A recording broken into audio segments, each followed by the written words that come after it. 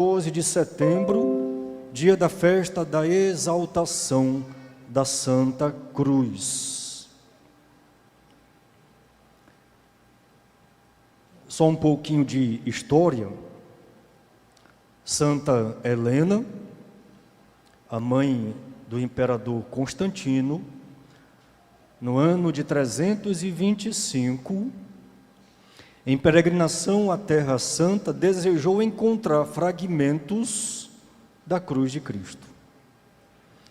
E encontrando num certo lugar, desejou que ali fosse construída uma igreja, que hoje é a igreja do Santo Sepulcro.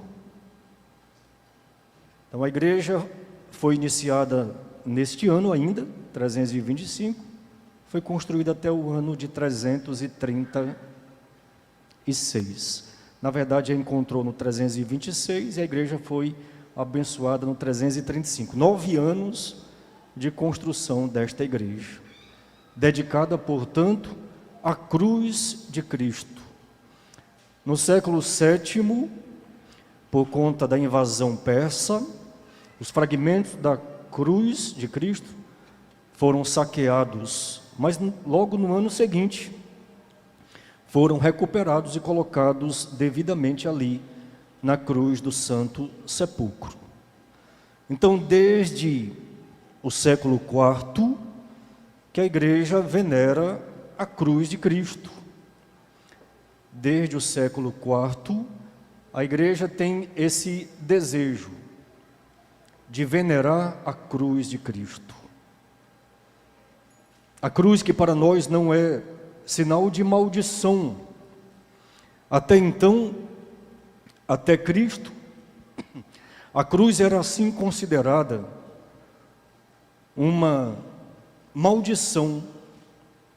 Os maiores e piores criminosos eram, portanto, crucificados. Para cada delito, para cada crime, existia uma morte correspondente. E a cruz era, portanto, a pena máxima para os maiores criminosos, para os maiores bandidos. E Jesus Cristo foi crucificado. Foi crucificado por viver a verdade, por anunciar Deus, por falar a verdade. Ele que é a verdade por excelência. Foi crucificado. No evangelho de domingo passado, nós ouvimos o próprio Jesus dizer, em um dos critérios para quem quiser ser seu discípulo, ele dizia: quem não carrega a sua cruz e não segue atrás de mim, não pode ser meu discípulo. Quem quer ser discípulo de Cristo, tem que assumir a cruz como identidade. Porque não existe Cristo sem cruz, como não existe cristão sem Cristo, portanto não existe cristão também sem cruz. Para nós, a cruz não é um símbolo, é a nossa identidade de cristãos. Nós ouvimos a Santa Palavra, na primeira leitura do livro dos Números, nós vemos o próprio Deus mandando Moisés construir uma serpente de bronze, para que todo aquele que fosse mordido pela serpente olhasse para a serpente de bronze e era curado. Deus assim o fez porque muitos estavam reclamando, murmurando, se queixando, e nós muitas vezes dizemos, que a reclamação, a murmuração, as queixas não partem de Deus e não é do agrado de Deus. Por isso nós constantemente fazemos esta exigência para nós,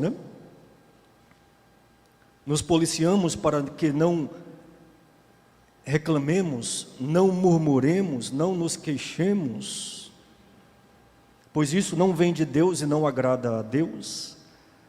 Tantas vezes já falei aqui, de uma certa senhora que depois da confissão, passei a penitência dela, passava uma semana sem reclamar, sem murmurar, sem se queixar. 2 dias depois ela viu: padre, mude a minha penitência é porque eu não consigo. Né? Então Deus vendo a murmuração, a reclamação, as queixas do povo porque faltava água, faltava pão, o povo não entendeu que para chegar à terra da libertação, a terra prometida por Ele, a terra da vida eterna, o povo deveria passar por um tempo de purificação.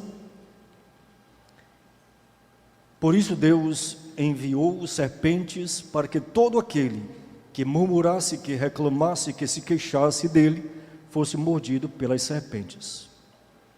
Mas Deus se compadeceu do seu povo, pediu que Moisés construísse uma serpente de bronze, e todo aquele que murmurasse, reclamasse, se queixasse, fosse mordido pela serpente, olhasse para a serpente de bronze, era curado. Aqui vale também um lembrete: Deus não é contra o uso das imagens, né? Esse é um pensamento, uma doutrina protestante, não é católica. Deus não proíbe o uso das imagens. Primeiro porque tudo é imagem, né? Tudo aquilo que vemos, tocamos, é imagem. Nós fomos feitos à imagem e semelhança de Deus. Deus não é contra o uso das imagens. Nós somos imagens de Deus. O que Deus é contra é tirar Deus do lugar que pertence a Ele, do lugar que é devido a Ele na nossa vida, e colocar uma imagem. Essa imagem que pode ser o trabalho, essa imagem que pode ser o estudo, essa imagem pode ser o dinheiro, essa imagem pode ser uma pessoa, né? Tudo aquilo que nós colocamos no lugar de Deus na nossa vida, Deus, claro, é contra. O lugar de Deus é um lugar de prioridade, como temos falado sempre, né? É o primeiro lugar. Deus não quer que tiremos o lugar que pertence a Ele na nossa vida e coloquemos um outro.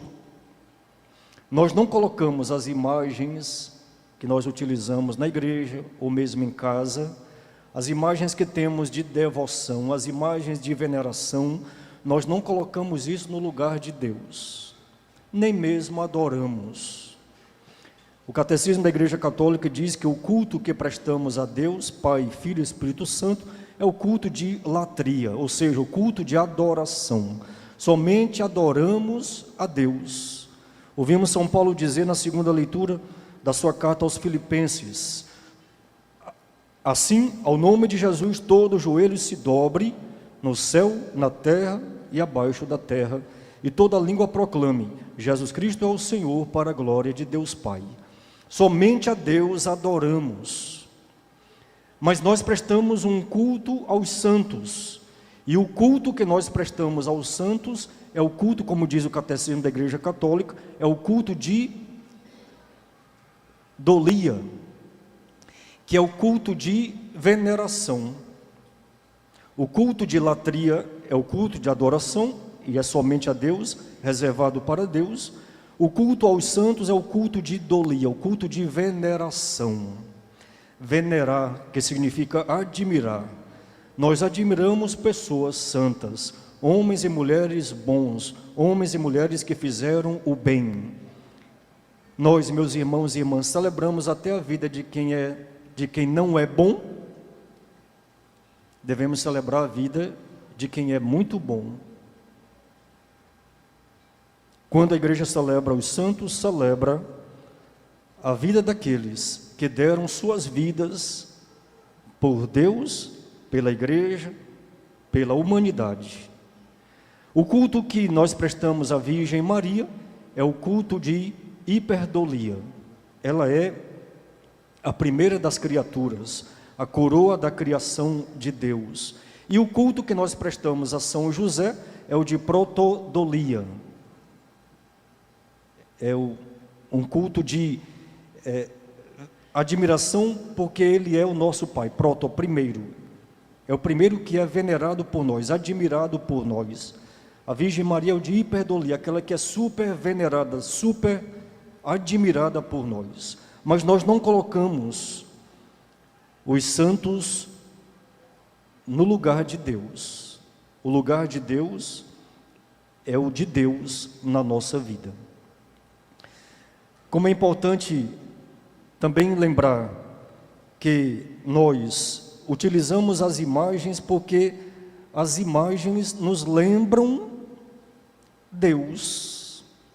O próprio Catecismo da Igreja Católica diz que se alguém quer chegar a Deus dispensando a fé, vai chegar. Basta olhar a obra da criação. Olhando a criação, vamos chegar ao Criador. Reconhecendo a criação, vamos reconhecer o seu Criador. Se uma pessoa quer chegar a Deus pela razão, vai chegar vendo o Criador nas criaturas. E como isso é tão importante para nós, meus irmãos e irmãs. Depois ouvimos esta passagem do Santo Evangelho, esse diálogo que Jesus tem com Nicodemos. Aqui, vale lembrar que Jesus Cristo é o novo Adão. Se pelo primeiro Adão entrou a serpente no mundo, pelo segundo Adão, Jesus Cristo, entrou a cruz no mundo. Se pelo primeiro Adão entrou o pecado no mundo, pelo segundo Adão, Jesus Cristo, entrou a graça de Deus. Se pelo primeiro Adão entrou a perdição no mundo, pelo segundo Adão, Jesus Cristo, entrou a salvação do mundo. Para nós, meus irmãos e irmãs, a cruz não é sinal de contradição, não é sinal de condenação, não é sinal de perdição, mas para nós a cruz é sinal de vitória. Na cruz Cristo morreu, pela cruz Cristo ressuscitou. A cruz é para nós sinal de amor. Quem na terra, no céu, para manifestar o seu amor por toda a humanidade, sofreu na cruz e morreu na cruz, senão Jesus Cristo. Somente Ele e ninguém fora dele. Ouvimos na leitura o próprio Jesus dizer: a maior prova de amor que Deus tem a dar à humanidade é a de nos ter dado o seu Filho Jesus. E a maior prova de amor de Jesus por nós foi a de ter morrido na cruz. Portanto, a cruz para nós não é sinal de contradição, não é sinal de confusão, não é sinal de condenação, não é loucura para nós. Para nós, a cruz é sinal de fé, é sinal de obediência. São Paulo fala muito bem na segunda leitura.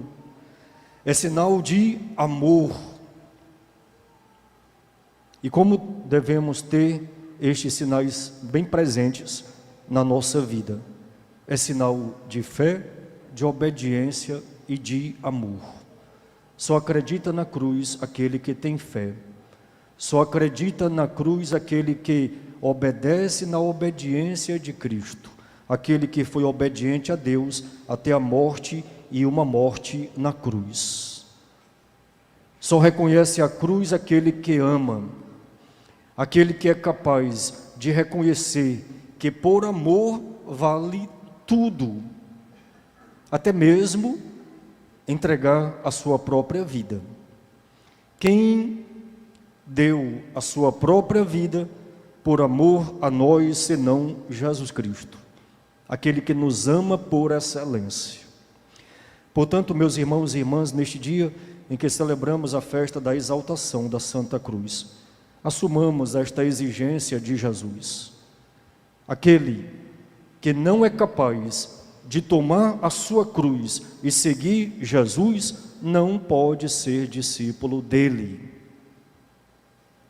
Devemos, portanto, como diz São Paulo, nos gloriar da cruz de Cristo. A cruz de Cristo é a nossa glória. pela palavra proclamada, pela Eucaristia celebrada. Louvado seja o nosso Senhor Jesus Cristo.